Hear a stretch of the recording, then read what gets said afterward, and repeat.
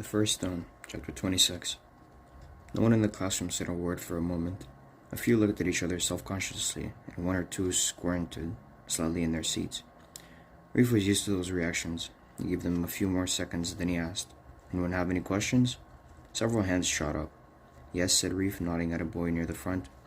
"How much money did you make doing this?" the boy asked. "Robbie," Mr. Bryan admonished, silencing several students in mid-laugh. "Didn't we talk about appropriate questions? Maybe you need to see me tomorrow at noon hour, so I can refresh your memory." "No, that's okay," Reef said to the teacher. "Actually, it's a good question," he turned to the boy. "I don't get a cent for doing this, Robbie. It was one of my requirements of my probation." "Prohibition?" Robbie asked. "One of the things I have to do to keep me from going to jail." That comment elevated a dozen of eyebrows, and several others' hands waved in the air. "Yes," he pointed to a girl sitting near the back. "Yes," he pointed to a girl sitting near the back. "Did someone get in trouble for putting you in the same place as that girl?" Reef looked at the teacher and smiled. "Another good question," he said. He turned to the class. "It was no single person's fault. The judge said I had to go to a volunteer at a rehabilitation center. I'm a young offender, so the facilities don't know who I was or what I'd done. It was just a fluke that I ended up where I did. A 1 in a million chance," he said. And he thought briefly of Marlene Eisner, feeding coin after coin into one of those casino slot machines. She never understood odds like those. Never would. "Yes," he said, nodding toward another girl. This one with long red hair, almost the same color as Scar's. "Can she walk now?" "Yes," Reef replied, quickly pointing to another hand. "How do you feel about having to tell your story to people like us?" asked the boy near the front. He spoke quietly, as if unaccustomed to asking questions. He had a soft voice. He reminded Reef of Alex. It had been a long time since Reef had seen him, and he wondered if things were better than the last time they'd spoken. "I haven't told you everything. There's too much for 1 hour." Reef took a deep breath. "But even telling this much is hard." He smiled ruefully. "Imagine having to go to a place like this and tell total strangers what a jerk you've been. The idiot things you've done. Tough, huh?" There was a murmur of assent. When the judge made the part of my prohibition I hated, even the thought of doing it. I figured it was a power trip here, having fun. Fun at my expense. I looked around the room, but she was a lot smarter than I gave her credit for. Now I'm glad she did it. "Why?" asked the boy with the soft voice. Reef nodded toward Mr. Bryan. "Do you teachers ever get to think back over things you've done in class? Maybe ask you to write about what others learned?" Someone else spoke up. "They call it reflecting." Reef smiled. "That's one word for it. I'm not sure it's the best one, though. When I think of reflection, I think of a mirror. The thing you see in a mirror is always the same as the thing in front of it. Only the reverse." He leaned back against the teacher's desk.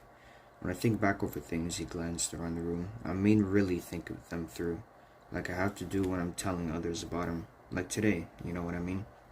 Several students nodded. "When I do that, I usually find out they aren't the same as I first thought." He looked down at his hands, at the object he'd been holding throughout his talk, that he'd held during every talk he'd given. "You know, this very first time I told my story to a class like this, to yours, I realized something about what happened that I didn't know before." The redhead girl spoke up. "What was that?" Reef smiled, but there was no humor in it. "I realized I was afraid the day I wanted to see my buddy in the hospital." He stood up, looked for a moment out the window at the empty soccer field and the buildings beyond, then turned to face him. "I know that doesn't sound like much, but to me it was important. Before I told my story that day, I thought I was just worried about Jink, and I was worried about I was afraid too." "Afraid of what?" the girl asked. "That he'd look as bad as some of the people I'd seen in the rehab, or worse." He gripped the object tightly in his fingers. "Till then, I had no idea how bad a body could be broken." He shook his head.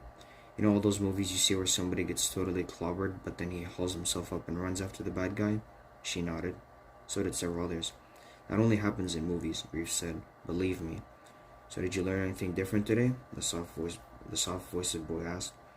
Reef smiled at him. "I learned something new every time," he said, and slipped the object into his pocket. He glanced at his watch.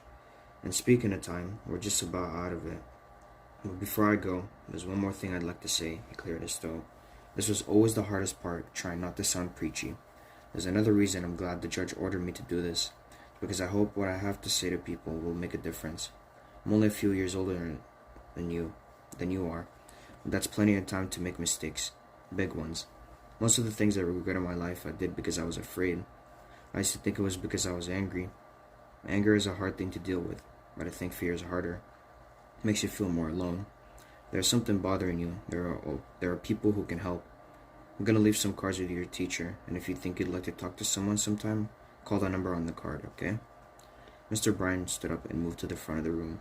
I'd like to take this opportunity, he said, to thank you for coming in to talk to us. You can tell from the questions that everyone was interested in what you had to say today. He turned to the class. Let's show Mr. Kennedy our appreciation, okay? Everyone clapped, including Robbie. When the bell rang and the class was filing out, he said to Reef, I still think you should be getting more money for this. Reef grinned and turned back to collect his jacket, which he'd hung over the teacher's chair. Great presentation, Mr. Bryan said, smiling. Really, I wish they paid as much attention to me. Reef flushed. Thanks. Ever think of making a career of this? The teacher asked. Reef nodded. I've been thinking about that quite a lot lately. You're a natural. I'd give it some more thought if I were you. What are you doing now? I'm in my final year of school. I get time off to give these talks. What more do you have left to do?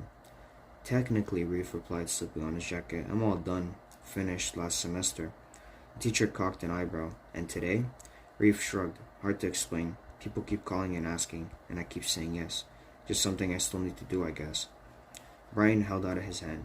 Well, I'm certainly glad you're doing it. He shook Reef's hand firmly. Mr. Kennedy? Reef turned to see the red-haired girl standing by the teacher's desk. She was the last of the students to leave. Call me Reef, he said. The Mr. Kennedy stuff is hard to get used to. There was something else I wanted to ask you. What's that?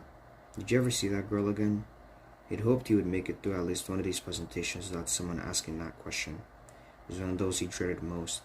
There's not a short answer to that, he said. Yes or no seemed pretty short to me. Kelly, said Mr. Bryan, disapproval in his tone. Maybe that's something Reef didn't want to talk about. That's part of it, Reef said. But the more important part is because yes or no doesn't really tell you anything. Actually, the answer is kind of both. Kelly just looked at him. Reef turned to the teacher. Is there anybody coming in right now? Mr. Bryan shook his head. This is my prep period. What class do you have now, Kelly? Gym. The teacher looked at Reef. You're welcome to stay here and chat longer if you want. Fine with me, if it's okay with Kelly, Reef said. He thought of the times he'd done this before, but lost track of time of how many. The teacher walked over to the door and pressed a button on the wall. In a moment, a secretary's voice came over to the classroom speaker. Yes? This is Paul Bryan. Would you please tell Mr. Marshall in the gym that Kelly Bradshaw will be in my classroom a while longer? If that's a problem, he can let me know. I'll tell him, the voice said. Thank you, the teacher turned to Reef. Do you mind if I stay? I'd like to hear the answer to the question myself. Reef pointed to the chairs. You may as well sit down. This will take a while.